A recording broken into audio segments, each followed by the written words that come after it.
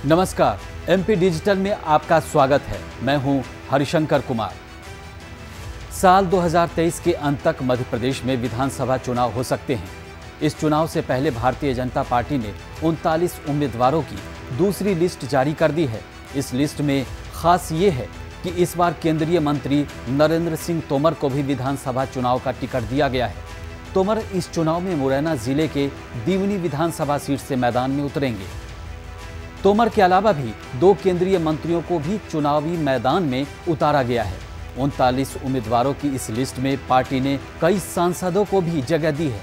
सबसे खास बात यह है कि बीजेपी जिन 4 उम्मीदवारों को चुनावी मैदान में उतार रही है, उनमें से सभी मुख्यमंत्री पद के प्रबल दावेदार माने जाते हैं। दूसरी लिस्ट में कृषि मंत्री नरेंद्र सिंह तोमर, प्रहलाद पटेल, गणेश सिंह, फग्गन सिंह कुलस्ते, राकेश सिंह, रीति पाठक, सांसद उदय प्रताप का नाम भी शामिल है।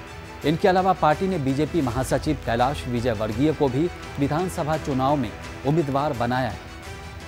ये जितने भी चेहरे हैं वो राज्य में कम सक्रिय नजर नहीं आते हैं। ये सभी सांसद खुद को मध्य प्रदेश के सीएम पद का प्रबल दावेदार मानते हैं। बीजेपी महासचिव कैलाश विजयवर्गीय से लेकर नरेंद्र तोमर तक मध्य प्रदेश के सियासी जंग में उतरने वाले ये चेहरे मुख्यमंत्री से कम सक्रिय राज्य में नजर नहीं आते। ये लोग भी खुद को मुख्यमंत्री पद का प्रबल दावेदार मानते हैं। ऐसे में सवाल उठता है कि क्या पिछले 20 साल से बीजेपी का सीएम चेहरा रहे शिवराज सिंह चौहान की भूमिका अब बदलने वाली है, और अगर ऐसा होता है तो क्या नई भूमिका के लिए तैयार होंगे शिवराज सिंह चौहान? किसी भी राज्य में अपने 5 साल का कार्यकाल पूरा करने से पहले राज्य का सीएम बदल देने की परंपरा भारतीय जनता पार्टी की काफी पहले से रही। फिर चाहे वो उत्तराखंड हो, त्रिपुरा हो या गुजरात, हर राज्य में इसी फॉर्मूले के तहत चलती आई है। हालांकि मध्य प्रदेश ऐसा इकलौता राज्य है जहां शिवराज सिंह चौहान पिछले 20 साल से सत्ता में बने हुए हैं।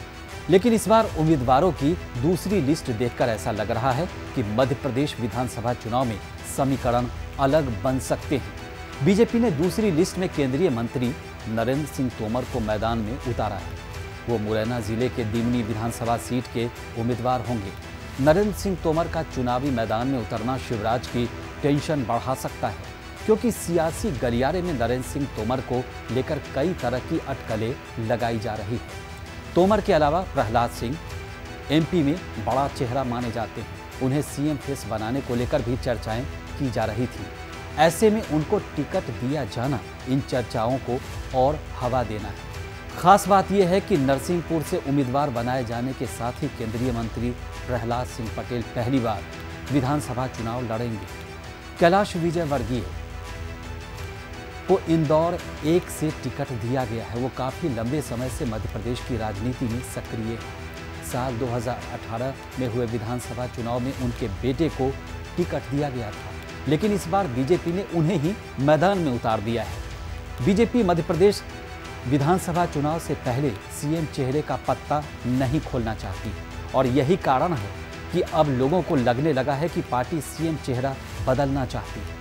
पार्टी ने उम्मीदवारों की लिस्ट में शिवराज सिंह चौहान के कद के बराबर वाले कई नए चेहरों को मैदान में उतारकर जनता को ये संदेश भी दे दिया है कि इस बार चुनाव में अगर बीजेपी जीतती है तो प्रदेश की जनता को नया सीएम मिल सकता है।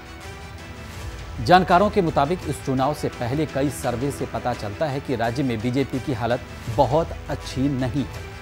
पार्टी ने जमीनी स्थिति को सुधारने के लिए सारे बड़े कद्दावर नेताओं को मैदान में उतार दिया है। पार्टी इस बार किसी भी सीट को लेकर कोई रिस्क नहीं लेना चाहती है, इसीलिए बेहतर से बेहतर प्रत्याशी उतारे गए हैं। इन सांसदों को मैदान में उतारने का एक कारण ये भी है कि पार्टी के पास मध्य प्रदेश में शिवराज को छोड़कर कोई बड़ा नेता नहीं है, सब कार्यकर्ता ही हैं। यही कारण है कि 3 सीटों पर केंद्रीय मंत्री को उतारा गया है। पार्टी इन तीनों मंत्रियों से उम्मीद करती है कि कम से कम वो इन सीटों पर जीत हासिल कर लेंगे। इससे पहले के चुनाव में बीजेपी इन केंद्रीय मंत्रियों से अलग अलग सीटों पर चुनाव प्रचार का काम करवाती थी, लेकिन अब पार्टी चाहती है कि ये पूरा ध्यान अपने सीटों पर ही लगाएं। भारतीय जनता पार्टी भले ही वर्तमान में शिवराज सिंह चौहान के भरोसे नजर आ रही हो, लेकिन उम्मीदवारों की दूसरी लिस्ट में जिन नेताओं को जगह दी गई है, उनमें से कई नेता पहले भी सीएम पद को लेकर अपनी महत्वाकांक्षाएं जाहिर कर चुके हैं। ऐसे में सवाल उठने लगा है कि क्या इस चुनाव के बाद शिवराज सिंह चौहान की भूमिका बदलकर उन्हें केंद्र भेज दिया जाएगा? साल 2018 के विधानसभा चुनाव के परिणाम को देखें तो पाएंगे कि प्रदेश के 46 विधायक ऐसे हैं जो सिर्फ 3% से कम वोटों के अंतर से जीते थे। इन 46 विधायकों में से 23 भारतीय जनता पार्टी के थे और 20 कांग्रेस के। दोनों राष्ट्रीय दल यानी भारतीय जनता पार्टी और कांग्रेस का 46 में से 41 सीटों पर सीधा मुकाबला होना था।